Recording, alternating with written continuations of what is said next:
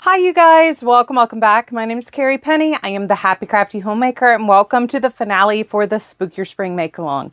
I'm pretty sure this is now our 6th annual Spook Your Spring Make Along and it was so much fun. Once again, you guys, thank you so much for participating with me, for sharing your makes.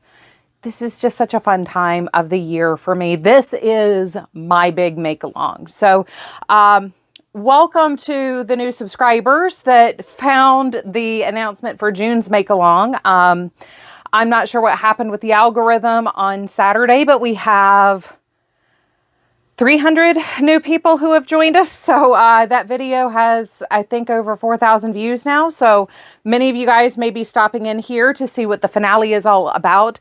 The Spook Your Spring Make Along is different than the rest of the year-long make-along, just because this is my annual make-along. This is my month of Spooktacular. So there are prizes and everything else for this one specifically, whereas prizes are random throughout the rest of the year of the make-along. So I am very excited to share what you guys made. Before we get in, let's see what I did. So first off, we have the Lumia Shrug. This is using Hobby Lobby. I love this yarn, metallic in black. This has been in my stash since 2016. I originally purchased this. Sorry, Pippin is having a fit downstairs. I originally purchased this to be the background color for the Star Wars blanket that was originally designed by Two Hearts Crochet. And even after the rebrand that she did, her website is now completely defunct. Hold on just a second. Sorry, I had to make sure nothing was actually wrong. He has been skink hunting. So if you're not aware, if they eat skink parts, that can be very poisonous to our cats. So I had to make sure that he was just pitching a fit because I wasn't letting him outside right now. That's what it is. Now he's rubbing up against my project bag and is like... So anyway, Two Hearts Crochet, her entire website has been taken down. There's none of the... patterns or charts or anything seem to be remaining online. It's like she scrubbed her patterns. So, not sure what happened there, unfortunately. But anyway, I had originally bought this to do her Star Wars blanket. I've done parts of the Harry Potter one and I did the Doctor Who one. It's Two Hearts.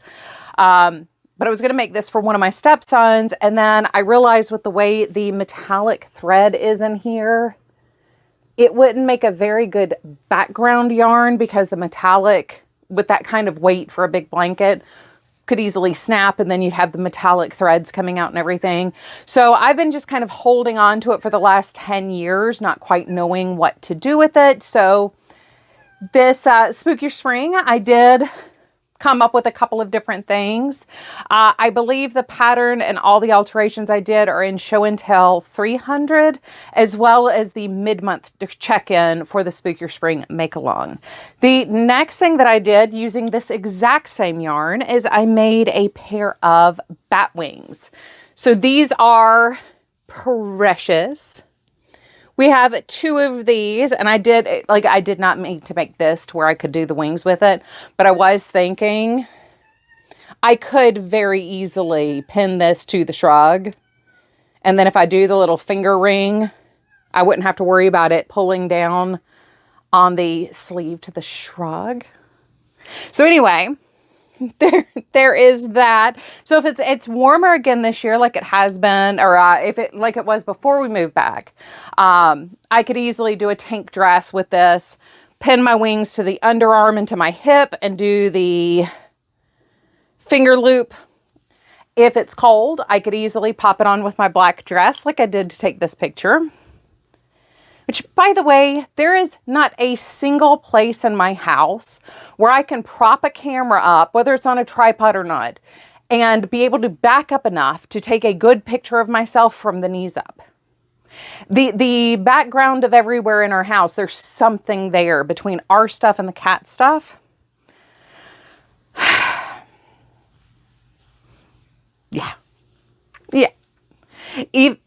So right now, pull season has started. Even now I have the towel rack with like the sunscreen and everything is in the living room. So when we have company, I can just wheel it all outside. Yeah. So even that now, that one curtain area where I could probably at least get Troy to take a picture of me. No, even that's now got stuff in the background. So my next project was a spiderweb collar. Very excited about that. I still think this is super cute on this little black shift dress. If I just pin it at the same, because it is perfect length for the collar of this, and just pin it. So if it is super hot, I could easily just go with that. But it does have little ties. This is using Peyton's Croy Glam Stripes. This has been in my stash. I think I wrote it down as 2010 maybe. It's been a long time. This is from when Spin Right did their big warehouse sale online and used to ship to the States. So I mean, it's 4 houses ago for me. I did do a big shawl with this a couple of years ago in the silver, and this is just kind of one of the leftover bits that I had. So anyway, my last project is the last thing I finished. My socks didn't get finished. I did work on cards, but I don't have a single one of those done either. So paper crafting, I didn't get anything done, and socks, I just didn't finish, which is annoying because it was only about 20 rows away from being finished on the first. So, but this is the Awakening shawl. I 100% followed the pattern for this, with the exception of the last top row edge pass here. I did 2 rows of single crochet instead of 1, just to bulk up the black edge. So I think because I did the color changes where the 2 sections here are done in different colors, I didn't want it to be not look intentional. So I did the second row just to thicken that. Plus it mimics the bottom black section a little bit more. But I love how this turned out. This is an excellent pattern. I'll talk more about this in Show and Tell 303 on Saturday. But I do really love how this turned out. This is using Brava Sport in Currant and in Black. Once I block this and all the ends are woven in and everything, this is going to be over an 8-foot wide shawl. I haven't had time to block anything.